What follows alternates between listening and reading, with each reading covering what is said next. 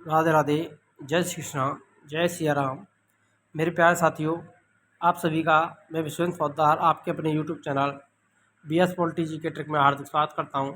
मेरे प्यारे साथियों, हमारी इंडियन हिस्ट्री के अंतर्गत जो क्लासेस चल रही हैं, मिशन टेस्ट सीरीज जो चल रही है, उसमें आज का जो टॉपिक है वो गुप्तोत्तर काल रहेगा। इसमें वर्धन वंश, हर्षवर्धन, ये सारे कवर करने वाले हैं यहाँ पर। इससे पहले हमने गुप्त काल को कवर किया था ऑब्जेक्टिव में, और इसके हमने गुप्त काल के बारे में भी जो हमारी जो टेस्ट सीरीज है वो हमारी क्लासेज भी चल रही हैं। एक तरफ इंडियन हिस्ट्री की सभी क्लासेज भी चल रही हैं और एक तरफ टेस्ट सीरीज भी चल रही है। इसी प्रकार से पॉलिटिकल की क्लासेज कंप्लीट हो चुकी हैं और टेस्ट सीरीज प्रारंभ हो गई है। तो देखिए, आज का जो पहला क्वेश्चन है इसमें हर्षचरित किसके द्वारा लिखी गई। SSC CGL 2002 में बार बार रिपीट होने वाला क्वेश्चन है। इसकी रचना है हर्षचरित, बाणभट्ट, कालिदास, वाल्मीकि, व्यास। तो ये रचना है मेरी प्यारे साथी बाणभट्ट ने लिखी थी हर्षचरित। ये वाला ऑप्शन राइट हो जाएगा, जो कि हर्ष की जीवनी है। कालिदास के कई नाटक भी हैं और इसका जो संबंध है वो किससे है, चंद्रगुप्त द्वितीय विक्रमादित्य से है। वाल्मीकि ने रामायण लिखी थी।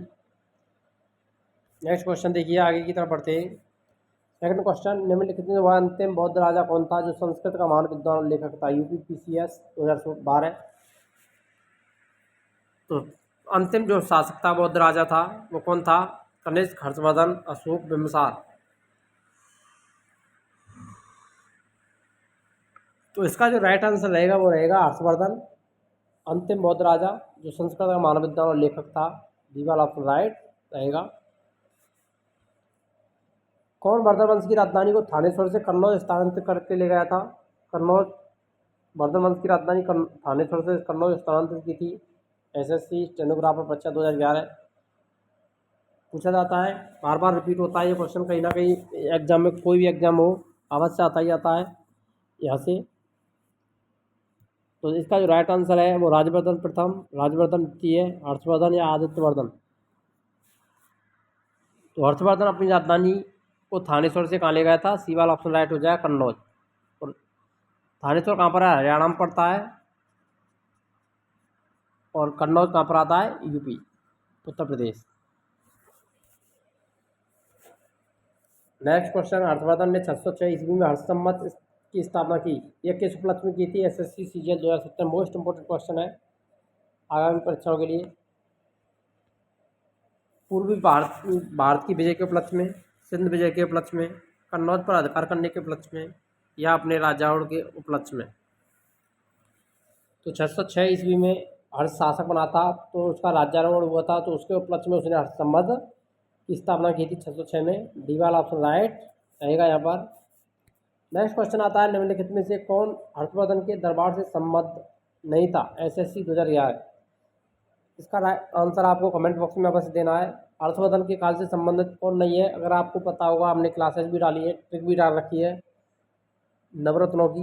ये किसके नवरत्नों के अंतर्गत आता है, आप पहचान सकते हैं अगर आपको नवरत्न याद होंगे। यहाँ पर कौन नहीं है हर्ष के संबंधित। तो बाणभट्ट वाला हमने पहले क्वेश्चन पढ़ ही लिया है।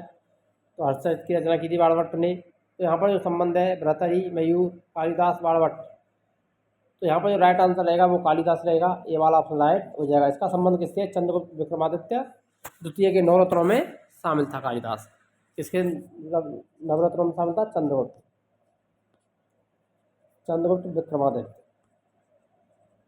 विक्रमादित्य द्वितीय के नवरत्नों में शामिल था। ये भी आपको ध्यान रखना, नवरत्न। कालिदास शामिल था। हर्षवर्धन के काल से इसका कोई संबंध नहीं है। नेक्स्ट क्वेश्चन, हर्ष के शासनकाल में उत्तर भारत का सबसे महत्वपूर्ण शहर कौन सा था। कौन सा था। SSC हायर सेकेंडरी 10+2 परीक्षा 2014, थानेश्वर, कन्नौज, उज्जैन, पाटलिपुत्र। उत्तर भारत का सबसे महत्वपूर्ण केंद्र जिसको हर्ष ने जीत करके अपनी राजधानी बनाया था, तो वो कौन सा था, कन्नौज था। बी वाला ऑप्शन राइट रहेगा। वर्धन वंश की प्रारंभिक राजधानी की बात करें तो थानेश्वर। हर्ष की जीवनी किसने लिखी है। SSC CGL 2016, फिरदौसी, ब्राह्मी, बाणभट्ट, इनमें से कोई नहीं।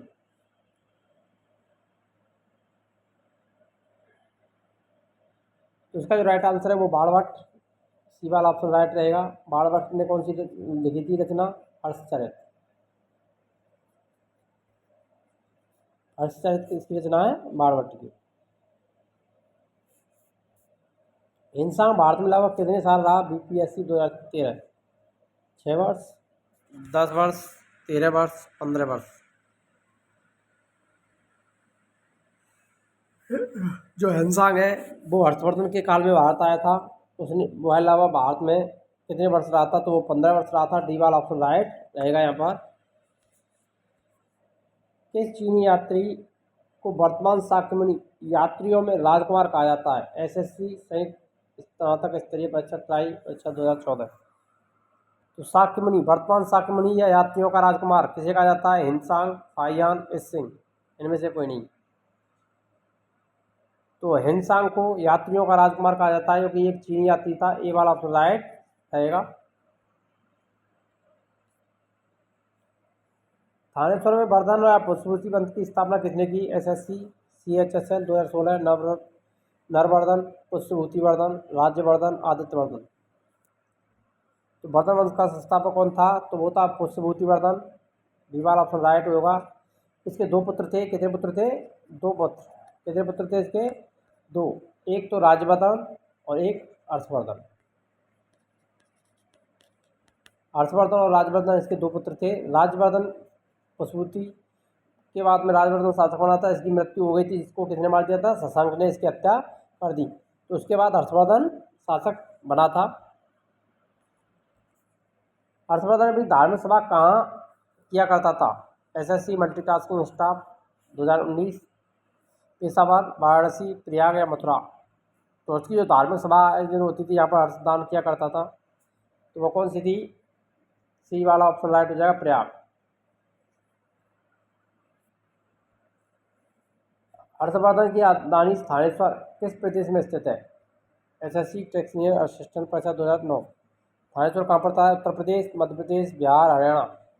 हमने बताया था कि वर्तमान की राजधानी थानेश्वर किस प्रदेश में थी? तो वो हरियाणा में। डी वाला ऑप्शन राइट हो जाएगा। और कन्नौज की बात करें तो कन्नौज कहाँ पर था? यूपी में।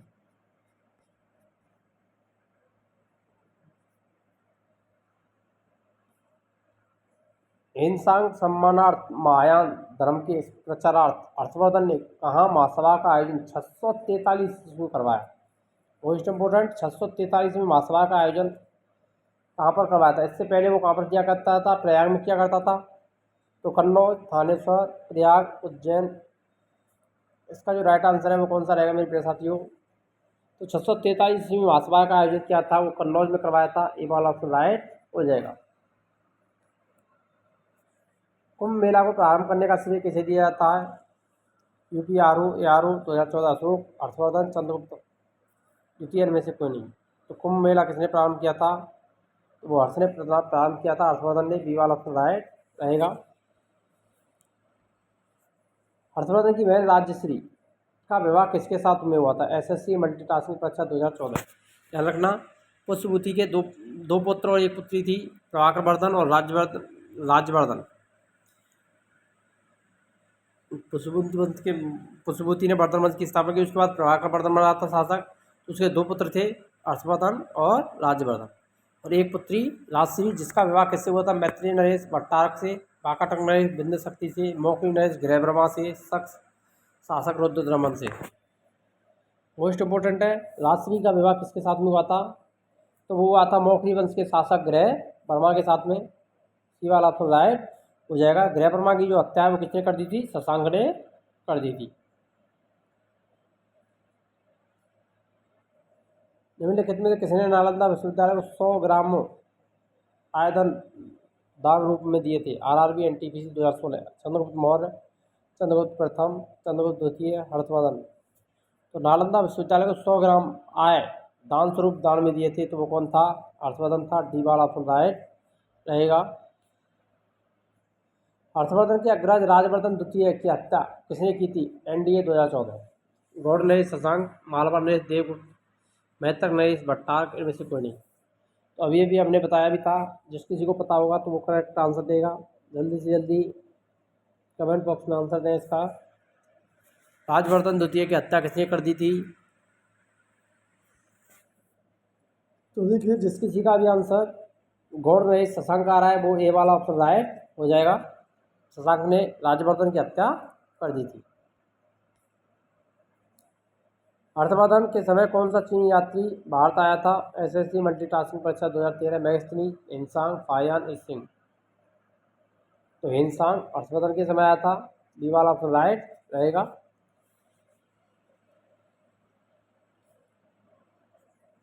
चालुक्य राजा पुलकेशन द्वितीय को किसने पराजित किया था? आरआरबी एनटीपीसी 2016, प्रांतक प्रथम, परमेश्वर वर्मन प्रथम, नरसिंह वर्मन प्रथम, महेंद्र वर्मन प्रथम। चालुक्य राजा पुलकेशन द्वितीय को नरसिंह वर्मन प्रथम ने परास्त किया था। सी वाला ऑप्शन सही रहेगा यहाँ पर। कन्नौज किस प्रदेश में स्थित है? बीपीएससी 2018, पंजाब, हरियाणा, मध्य प्रदेश, उत्तर प्रदेश। तो कन्नौज किस प्रदेश में था मेरे प्यारे साथियों? तो यूपी उत्तर प्रदेश में था। डी वाला ऑप्शन राइट हो जाएगा। किस व्यक्ति को द्वितीय अशोक कहा जाता है? एसएससी स्नातक स्तरीय परीक्षा 2010। हर्षवर्धन को, स्कंदगुप्त को, चंद्रगुप्त मौर्य को, समुद्रगुप्त को। तो वो कहा जाता है हर्षवर्धन को। ए वाला ऑप्शन राइट रहेगा। नेक्स्ट क्वेश्चन, बाणभट्ट किस सम्राट के दरबारी कवि थे? RRB NTPC 2016, Kanishka, Harshvardhan, Kumaragupta, Vikramaditya. तो बाणभट्ट ने हर्षचरित की रचना की थी। इनका जो संबंध है वो हर्षवर्धन से है। बी वाला ऑप्शन सही होने वाला है यहाँ पर। कवि बाणभट्ट कहाँ का निवासी था? एसएससी 2017, पाटलिपुत्र का, भोजपुर का, थानेश्वर का, इनमें से कोई नहीं। मोस्ट इंपोर्टेंट है, ध्यान रखना। अभी तक क्वेश्चन पूछा एसएससी में पूछा गया है, लेकिन आगामी परीक्षाएं जो होंगी आरपीएससी की और यूपीएससी उन सभी में पूछने की संभावना है इस क्वेश्चन की। तो बाणभट्ट जो हर्ष का दरबारी कवि था वो कहाँ का था? तो वो था मेरे प्यारे साथियों थानेश्वर। सी वाला ऑप्शन राइट रहेगा यहाँ पर। नागानंद का रचनाकार कौन था? एसएससी मैट्रिक स्तरीय परीक्षा 2008। नागानंद किसकी रचना है? भास की, बूटी की, बाणभट्ट की या हर्षवर्धन की?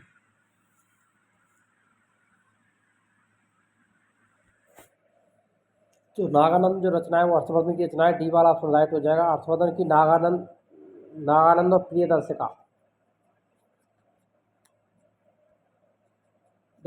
इनकी रचना किसने की थी? हर्षवर्धन ने की थी। नागानंद और प्रियदर्शिका किसकी रचना है? हर्षवर्धन की रचना है। हर्ष एवं पुलकेशन द्वितीय के मध्य हुए संघर्ष की जानकारी कहाँ से मिलती है? एसएससी सीजीएल 2016, ऐहोल अभिलेख, बंसखेड़ा अभिलेख, हाथी गुफा अभिलेख, हिंसांग के वर्णन से।